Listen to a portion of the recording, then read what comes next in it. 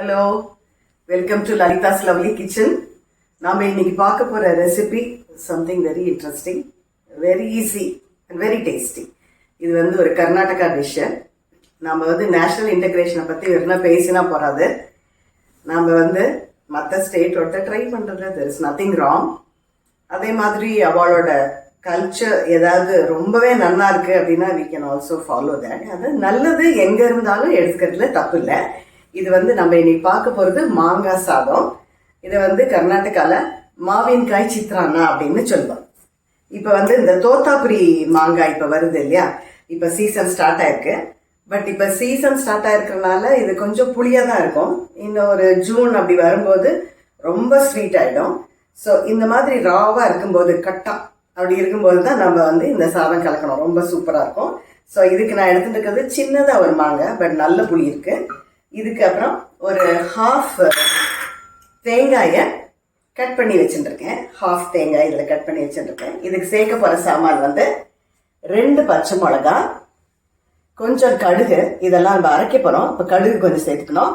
இது தாளிச்சு கொட்டுறதுக்கு உளுத்தம்பருப்பு, கடலைப்பருப்பு, கடலைக்காய், 2 பேடிகர் மிளகா. நான் 2 தான் கிரீன் சில்லி சேர்க்குறேன். அதுக்கப்புறம் இதுக்கு சேர்க்க வேண்டியது கொஞ்சம் வெல்லம். This will definitely give you a very good taste when you add this வெல்லம். அதுக்கப்புறமா கருவேப்பிலை, அப்புறமா மஞ்சள் பொடி, கொஞ்சம் உப்பு, இதுக்கு தேவையான உப்பு, அதுக்கப்புறம் கொஞ்சம் பெருங்காயம். இவ்வளவுதான் நம்ம இதுல ஆட் பண்ண போறோம். So we will start how to make, we will see. Now இந்த மாங்காயை எப்படி கட் பண்ணி எடுத்துட்டு இருக்கேன் பாருங்க. ஏன்னா நம்ம பீட் பண்ண போறோம் மிக்சியில போட்டு. ஸோ இந்த மாதிரி கட் பண்ணிக்கலாம். இது கூட இந்த ஹாஃப் மூடி தேங்காயை நான் கீத்தி வச்சுருக்கேன் இல்லையா, இதையும் அதோட சேர்த்துருக்கேன். 2 பச்சை மிளகா, இது கூட கொஞ்சம் கடுகு ஆட் பண்ணணும். அது ரொம்ப ஜோரா இருக்கும் அந்த டேஸ்ட். ஸோ இது இவ்வளவும் போட்டு ஃபர்ஸ்ட் மிக்சியில நல்ல ஜோரா பீட் பண்ணிட்டு வரணும். Not necessary it should be very nice, but கொஞ்சம் நல்லா இதுல அரைஞ்சிருக்கணும். நான் காமிக்கிறேன். அரைச்சின்னு பாருங்க, அரைச்சின்னு வந்தது இந்த மாதிரிதான் இருக்கணும். ஸோ நான் இப்ப வானிலையில கொஞ்சம் எண்ணெய் விட்டு வச்சுருக்கேன். இப்ப இந்த மிச்சம் இருக்கிற கடுகு அதுல சேர்க்கலாம். அதுக்கப்புறமா நம்ம போட வேண்டிய மஞ்சள் பொடி கொஞ்சம் அதில் சேர்த்துடலாம். கடுகு வெடிக்கட்டும். அதுக்குள்ள கொஞ்சம் பெருங்காயம் அதில் ஆட் பண்ணலாம். இப்போ கடுகு வெடிச்சாச்சு. இந்த 2 பேடிகர் மிளகா வச்சிருக்கேன் இல்லையா, அது நம்ம கட் பண்ணி போட்டுட்டு இந்த பருப்பு எல்லாத்தையும் அதில் சேர்த்துடலாம். உளுத்தம்பருப்பு, கடலைப்பருப்பு, கடலைக்காய், இந்த 3ஐயும் சேர்த்துருக்கோம். இது கொஞ்சம் செவக்கட்டும்.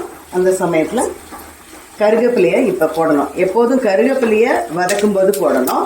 கொத்தமல்லியை லாஸ்டில் போட்டு மூடி வைக்கணும். அப்போ தான் it will retain the smell. ரொம்ப சூப்பராக இருக்கும். கடுகு எண்ணெயில் பொரியறது அந்த ஸ்மெல்லும் எக்ஸலண்ட்டாக இருக்கும். ஸோ இது கொஞ்சம் செவக்கட்டும்.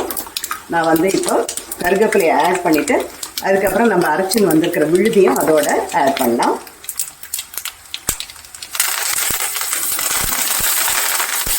ஸோ இதில் கருவேப்பிலை ஆட் பண்ணியாச்சு. நெக்ஸ்ட்டு இந்த அரைச்சின்னு வந்த விழுதை போட்டிருக்கேன். நான் இப்போ அந்த விழுதை அரைச்சி வந்த விழுதை மிக்சி ஜார்லேருந்து இதுக்கு ட்ரான்ஸ்ஃபர் பண்ணிட்டேன். இதுக்கு தண்ணியெல்லாம் போட்டு இதில் அலம்பி விட வேண்டாம். ஏன்னா இந்த விழுதை பண்ணி வச்சுட்டு ஒரு நாளைக்கு எவ்வளோ தேவையோ அதை யூஸ் பண்ணிவிட்டு அதை இன்னொரு நாளைக்கு யூஸ் பண்ணிக்கலாம். அதனால தண்ணி விட்டுட்டோன்னா அது கெட்டு போயிடும். தண்ணி போடாமல் பண்ணுறது பெட்டரு. நல்லா வதங்கணும் இது தண்ணி இல்லாமல். அதுக்கப்புறம் இப்போ இந்த சமயத்தில் இதுக்கு தேவையான வெல்லத்தை சேர்த்துருக்கேன். அதுக்கப்புறம் அதுக்கு தேவையான உப்பு. பாண்டியில் நான் கொஞ்சமாக தான் எண்ணெய் விட்டுனேன். எதுக்குன்னா இது வதங்கும் போது கொஞ்சம் நல்லெண்ணெய் சேர்க்கலாம். அது நல்ல வாசனையாக இருக்கும். பாருங்க, இதில் 2 முட்டை நல்லெண்ணெயை விட்டேன். ஸோ இது கொஞ்சம் எண்ணெயை கக்கின்னு இருக்கு இல்லையா, like it is giving out oil. இதான் பதம்.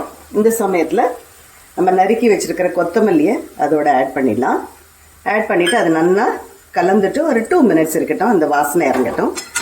அதுக்கப்புறமா நம்ம சாதத்தை அதில் போட்டு மிக்ஸ் பண்ணலாம். இப்போ இந்த விழுது ரெடி ஆகிடுது. நான் என்ன பண்ணுவேன், யூஸ்வலாக இதை மாதிரி பண்ணிட்டு கொஞ்சம் ஒரு கப்பில் எடுத்து வச்சுக்குவேன். ஏன்னாக்கா நம்ம சாதம் கலக்கும்போது ரொம்ப உரப்பாக இருந்துருத்துனாக்கா நம்ம எல்லாம் போட்டு கலந்துட்டா சரி வராது அப்படின்னு சொல்லிட்டு நான் அதனால இது வேணுங்கன்னா திருப்பி போட்டு நம்ம மிக்ஸ் பண்ணிக்கலாம். ஸோ இந்த விழுது ரெடியாக இருக்கு. நான் என்ன பண்ணியிருக்கேன், சாதத்தை முன்னாடியே வடித்து வச்சுட்டேன்.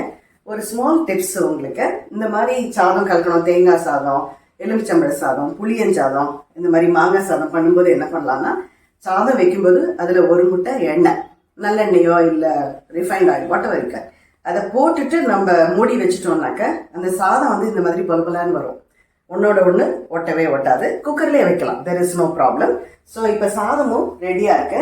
நான் அதை வந்து இதோட சேர்க்குறேன். மாங்காய் சாதம் ரெடி ஆயிடுது. இந்த மாங்காய் வந்து வெயில் காலத்துல தான் நல்லா கிடைக்கும். எப்போதுமே நான் சொல்ற மாதிரி சீசனல் ஃப்ரூட்டு, சீசனல் வெஜிடபிள் கண்டிப்பா நம்ம எடுத்துக்கணும்.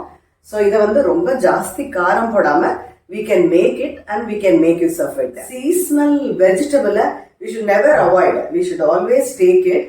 But precaution கொஞ்சம் ஹீட் அப்படியெல்லாம் இருந்ததுனாக்க இது கூட ஒரு கப்பு தயிர் வச்சுட்டு சாப்பிடலாம். இல்லைன்னா கொஞ்சம் அப்பளமோ வடமோ இல்லைன்னா சிப்ஸோ இல்லை இது கூட அவியல் கூட பண்ணிட்டு இது கூட போகும். ரொம்ப டேஸ்டியா இருக்கும். ரெண்டும் combination will be very good.